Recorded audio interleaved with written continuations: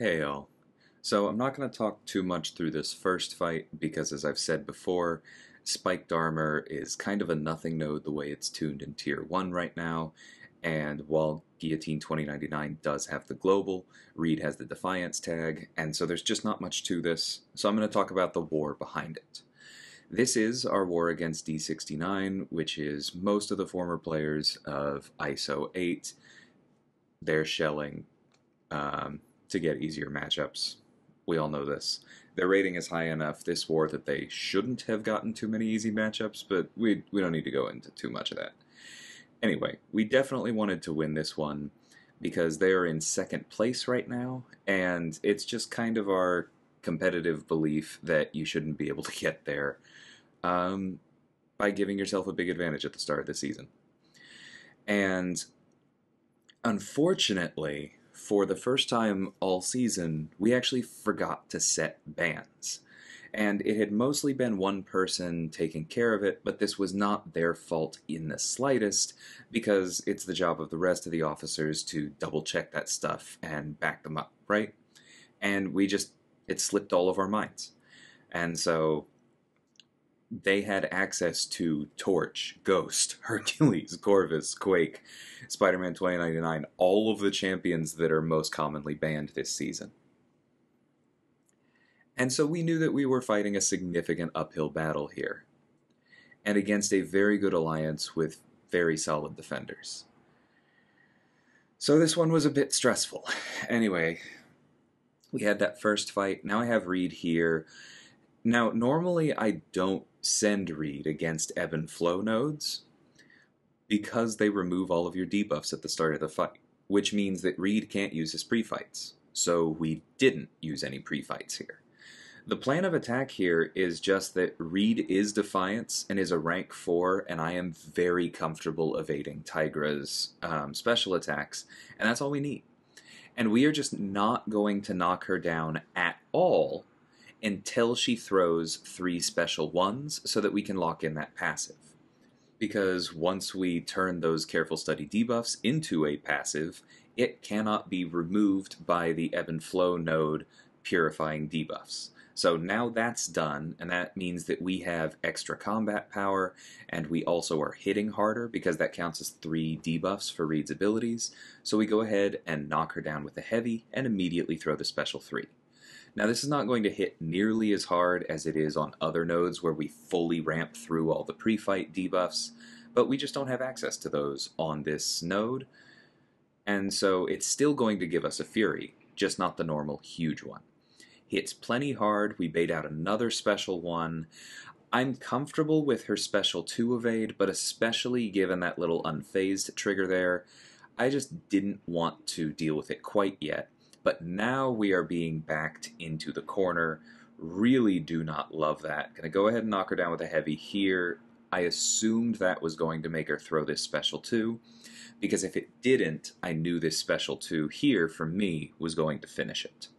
So I was like, alright, I have enough room from the wall. I can safely evade a special 2 if she throws it instantly. If she doesn't throw it instantly, the fight's going to be over.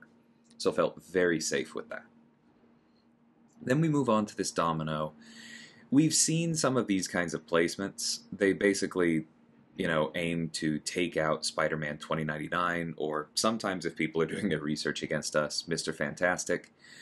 But Domino, Kitty Pryde, any of the mutants that go here pretty much, if they're not easy food for Reed, then they're easy food for Nimrod.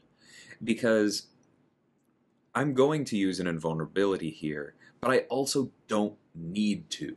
Nimrod gains so much armor, and you can also use like the special 3 defense boost here, but gains so much armor and places the cowardice debuff on opponents to further reduce their special damage. Special 3s cannot crit, and so do not bypass the armor, and off the top of my head, mutants do not normally have an ability of bypassing armor. They don't do true damage, they don't have like big bursts based on attack and not damage dealt. There's just not a whole lot that most of these popular mutant defenders can do to Nimrod here, even if they go red. Now we're going to try and stop her from going red, because if we just get super aggressive this whole time, then she's also going to be gaining more bars of power, she's going to go lucky more often, it's generally going to be annoying, and the last thing we want to do is intentionally eat a ton of special threes and then misjudge the recovery time that we need after an evade and eat a combo or something. Like, that's just... So we are going to try and bait out the special 1s and 2s.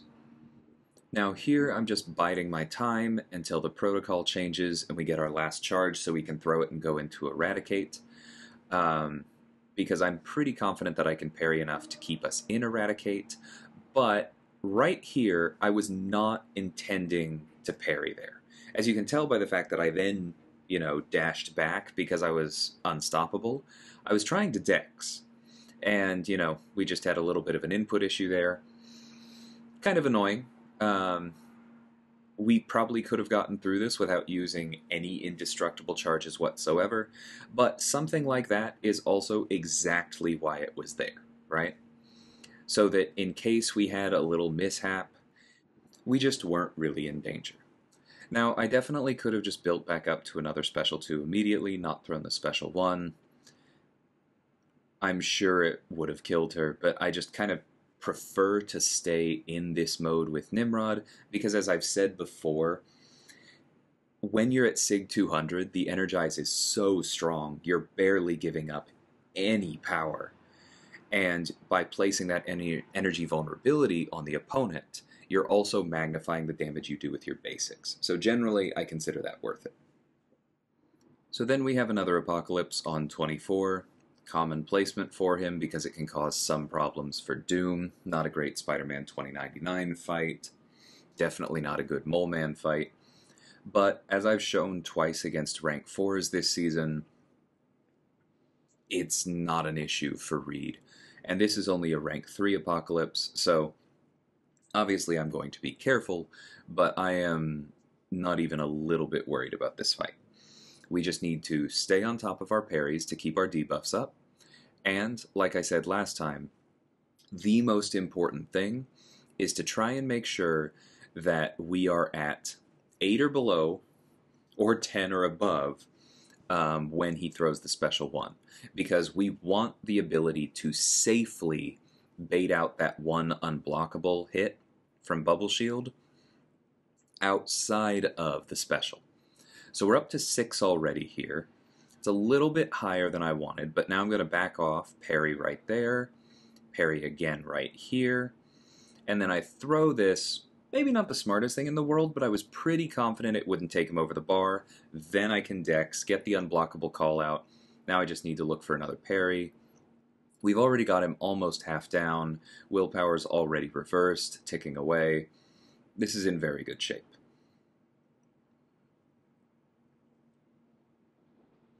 So there, I didn't try to dex that middle shot, it was just auto-evaded. So that's another nice benefit of Reed here. But really, he has enough energy resistance and as a rank 4 blocks well enough. There's just not a lot of danger here. See, we're only up to 16 charges. We're not going to get to 10 before the fight's over. Go ahead and step back into that special 1 to get our extra charges, and we're good to go. So moving on to this Stryfe here, this is just an easy place to rank Apocalypse, honestly. Like, Stryfe does have the global, so you have to play around that. You have to play around his invisibility. You may end up in the corner, and he has natural block penetration, so you're going to take a little bit extra damage there. If you mess up the strike counter node, and he starts stacking extra block penetration, you understand how this can go wrong. And if you're not using Nimrod or Apocalypse or Omega Sentinel, then the Hard Knock Life can get annoying, because Stryfe does not have one of the easiest heavies to counter, making the heavy a little bit difficult to get in. But it's not hard to bring Apocalypse over here, and then you have a ranked Apocalypse. We didn't need Cable, we're already at 3 charges. This should be very simple. I just need to stay on top of my strike counter. Intentionally hit in only once there because I knew we were going to trigger the global, and then just wait it out. Now right there, for some reason I had a small brain fart and I was thinking, hold on, I don't need to take these charges to 0, I need to take them to 1. And so I just waited and stepped back into this special 1 to try and stay on top of strike counter. But small mistake. Like I said before coming into this fight, definitely could have done this with Nimrod as well, because Nimrod can effectively ignore Disorient against mutants. It probably would have even been faster, but with Nimrod, I often prefer to go to the special 2, and the Energize is very strong. We probably could have gotten there, but it's just simpler with Apocalypse because I don't have to think through any of those things. I just have to watch the global, play my strike counter, and win this with special 1s. Now, just to talk about strike counter, because it's been a little bit since I've been explicit with it, what I tend to do here is medium, light, light, medium, light, and heavy every time before I throw a special. I actually deviated it from it right there and threw another heavy for no particular reason. That was not part of the plan, and I don't really have a defense of it. I think I was just kind of focused on keeping the debuffs up, which doesn't make sense because you don't need to keep the debuffs up if you're only throwing special 1s. So, brain fart there, but as you saw, 3-charge Apocalypse against a mutant, if there's not something actively stopping him from winning the fight, he just feels kind of inevitable. Now, the same way I could have used Nimrod for that last fight, I could definitely use Apocalypse again here, because now he's at 4 charges, right? He would cut through Terrax with no problem, and we would be able to dex back freely and stay out of his way, because the double dash back disorient node doesn't work on Apocalypse now that he's already disorient immune. However, I just wanted to use Reed for this. I know Reed is quite good for Terrax. The energy resistance puts in a lot of work. The suppressions, meaning that he gets fewer specials to throw in the first place, makes him a lot easier to manage. And I don't know, I felt more comfortable here, even though I don't think that this is any better of a counter than Apocalypse on paper. I'm also pretty confident that I didn't need to use the Power Start boost here, but we're just playing our strike counter responsibly. It gets us most of the way ramped right away. He's gaining very little power. We're already reversing willpower. It's just giving us that extra added little security because we don't want things to get out of hand and for us to end up dashing back repeatedly, triggering the disorient, starting to take more block damage with armor break stacking, end up in the corner. You get the idea. That is what we do not want to happen. So because of that, just to be safe, like I said, this is a very difficult war for us because we're fighting uphill against their complete lack of bans, thanks to our mistake.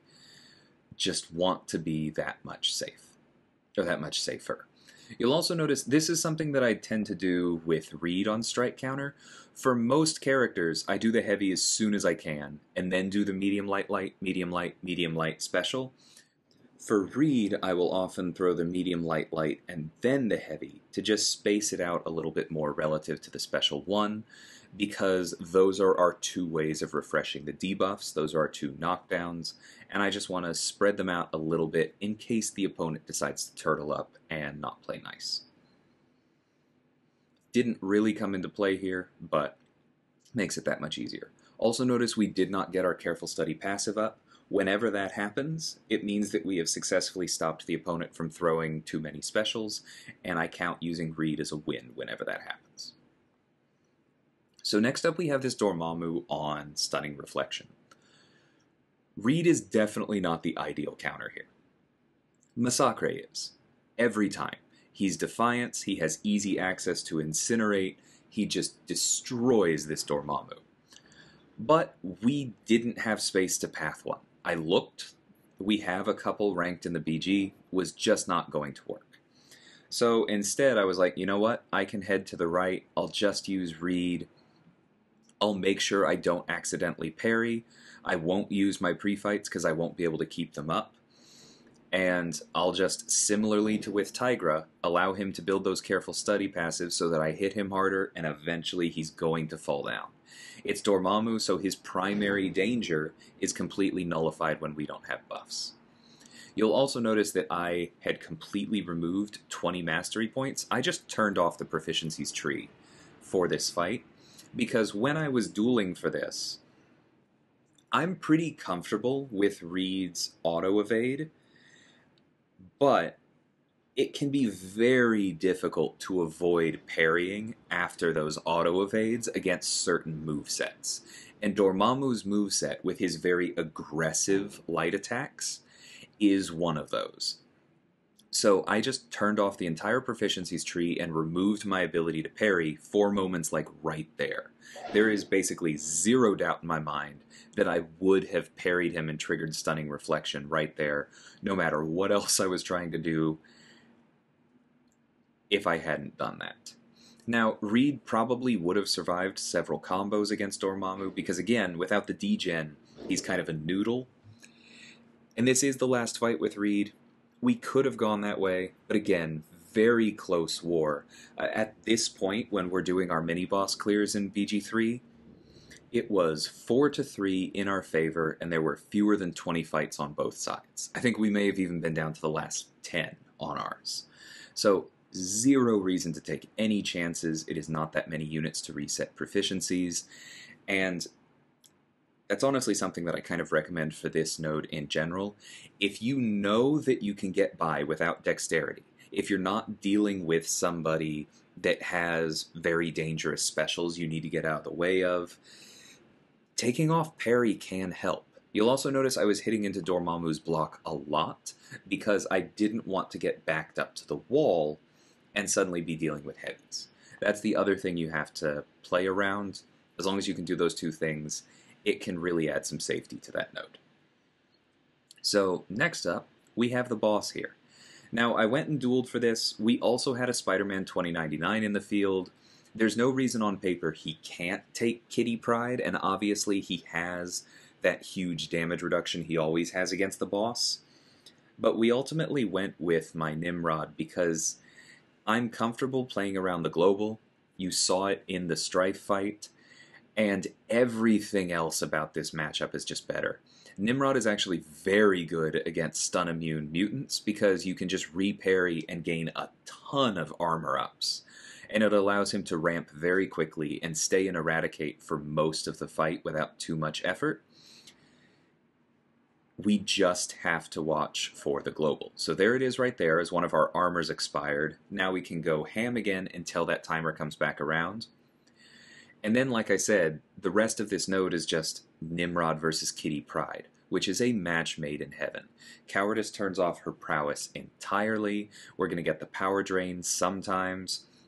The boss node does stack up some energy resistance, so we don't necessarily get the full benefit that we would expect from having our energy vulnerability up. But that was still an absurd amount of damage, right? The attack increase from extra armor ups, because like I said, it's so easy to get a lot of well-timed blocks in on this fight, more than makes up for it.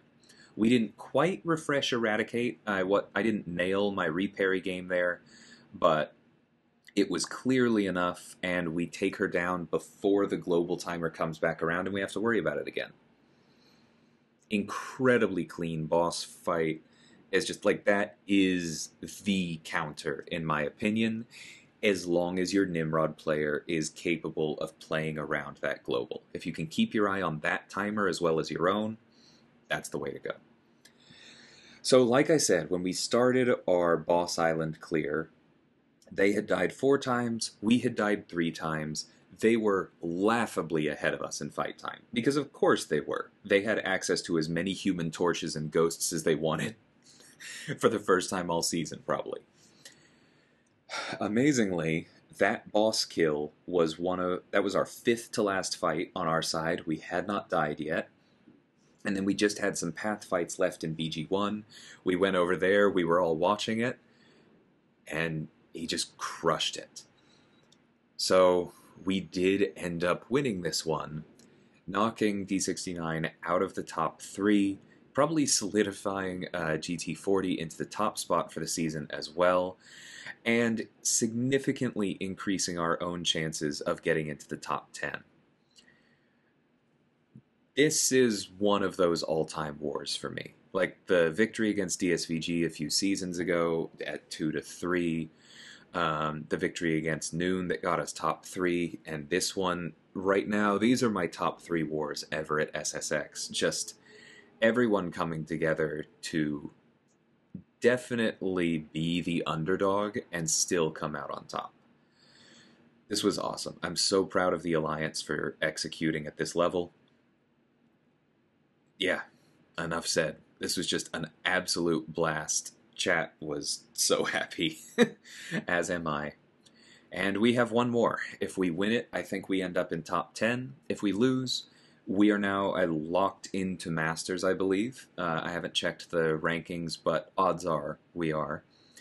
And so either way, it's been a great season for us, and I'm really happy about that. Until next time, thanks so much for watching, and take care.